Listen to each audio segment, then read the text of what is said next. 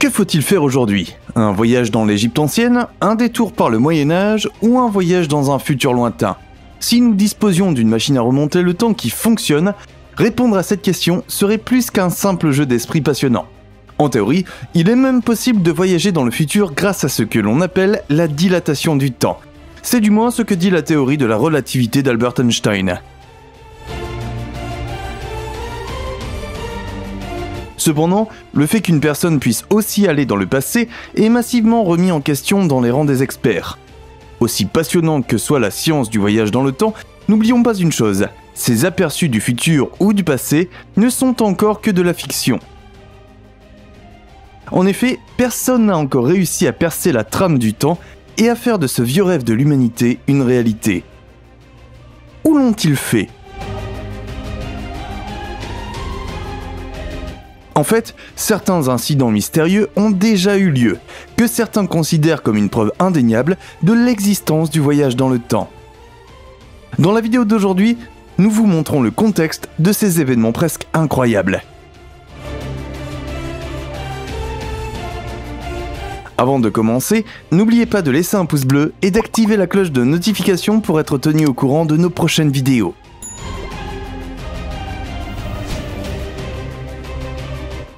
L'hôtel du voyage dans le temps.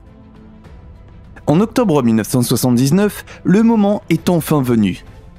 Après de longs mois de dur labeur, deux couples mariés et amis méritent une pause. Geoff et Pauline voulaient passer les vacances ensemble avec Len et Cynthia en Espagne. Cependant, les amis devraient traverser la France pour s'y rendre, et ils ont donc cherché un endroit où loger près de la ville de Montélimar. Mais comme le premier motel était désespérément bondé, les vacanciers ont continué à chercher, et ont finalement abouti dans une rue bordée de bâtiments historiques et d'affiches de cirque démodées. Heureusement, cette fois, le groupe a eu de la chance. Les amis ont trouvé un hôtel dans lequel ils ont pu s'enregistrer immédiatement.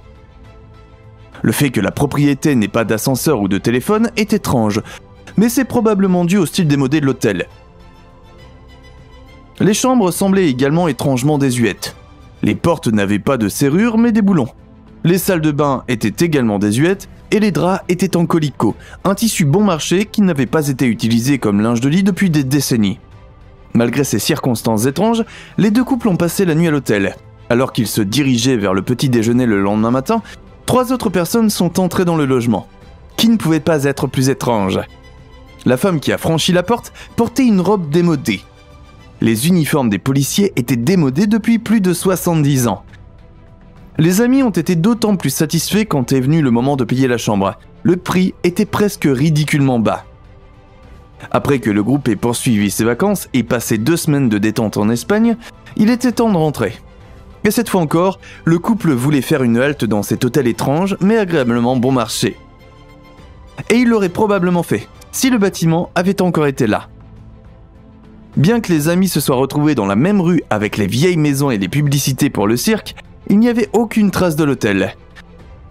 Non moins inexplicable est le fait que toutes les photos qu'ils avaient prises à l'hôtel avaient disparu après leur développement. Même lorsque Len et Cynthia sont retournés dans la région dans les années 80, le bâtiment était toujours englouti par la surface de la Terre. Mais comment cela est-il possible ?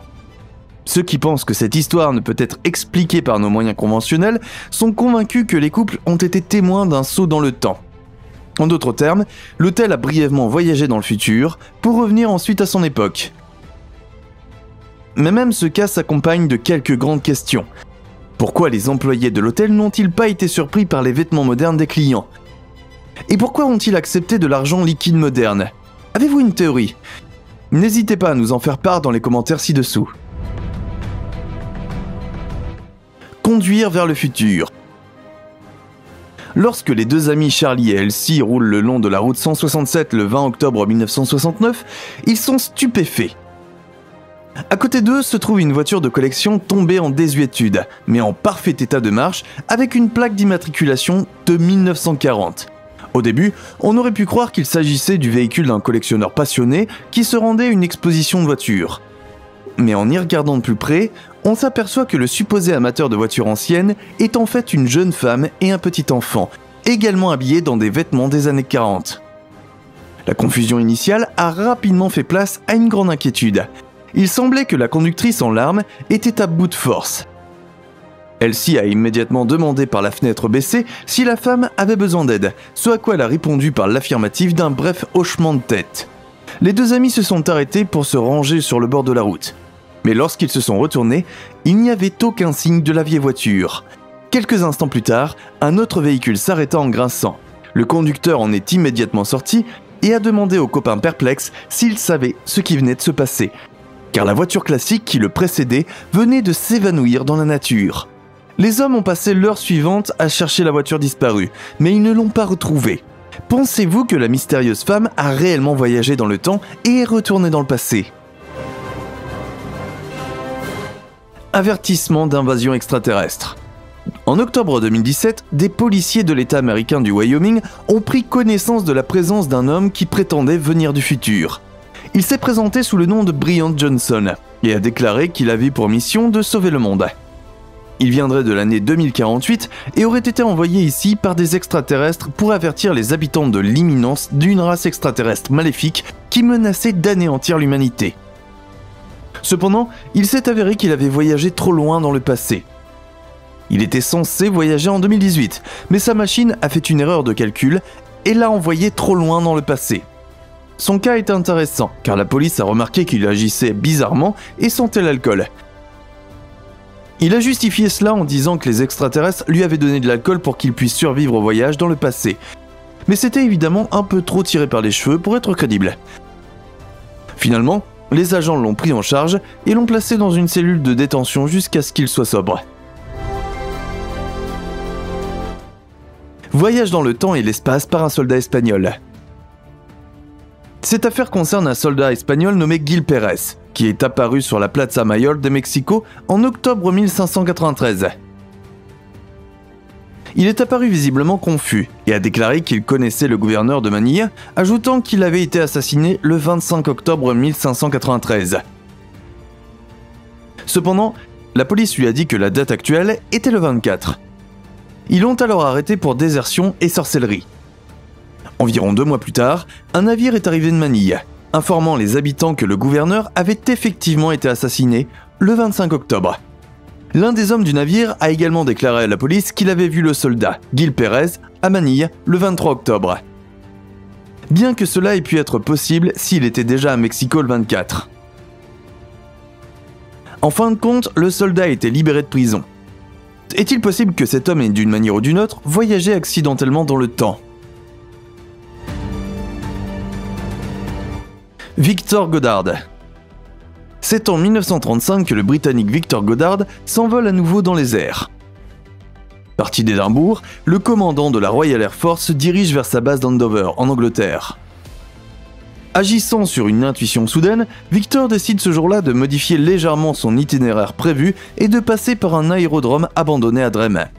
À cet endroit, cependant, il ne lui reste pas grand-chose de la splendeur militaire que l'installation construite pendant la Première Guerre mondiale dégageait autrefois.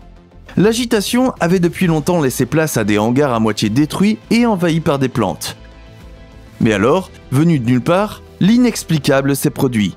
Alors que Victor approchait de Drême, son avion a été soudainement pris dans une étrange tempête. L'appareil a été secoué si fort que le pilote a brièvement cru qu'il perdait le contrôle. Peu avant que l'avion ne rende l'âme, la couverture nuageuse se dissipe et révèle quelque chose de presque incroyable. Là où auparavant des bâtiments abandonnés rouillés, il y avait maintenant un aérodrome entièrement fonctionnel. Les 4 machines au sol se présentaient dans un jaune éclatant. Mais comme ce n'est pas la couleur de la Royal Air Force à l'époque, Victor est décontenancé. De plus, le Britannique n'avait jamais vu l'un de ces modèles d'avion auparavant. L'équipe au sol ne portait pas non plus les vêtements typiques des camarades de Victor. Avant que le pilote ait pu donner un sens à l'étrange scène au sol, son avion a de nouveau disparu dans une tempête de boue nuageuse. Heureusement, le commandant expérimenté a réussi à se rendre à Andover indemne. Mais que s'est-il réellement passé à l'époque ? Rétrospectivement, Victor a en fait survolé une base de la Royal Air Force. Le problème est qu'en 1935, l'aérodrome n'existait même pas. En fait, ce n'est qu'en 1939 que l'armée de l'air britannique a commencé à peindre ses avions en jaune. Ce n'est qu'à ce moment-là que le type d'avion inconnu et les vêtements modifiés des mécaniciens sont entrés en circulation. Compte tenu des circonstances, Victor est fermement convaincu qu'il est devenu, de manière inattendue, un voyageur du temps et qu'il a entrevu l'avenir.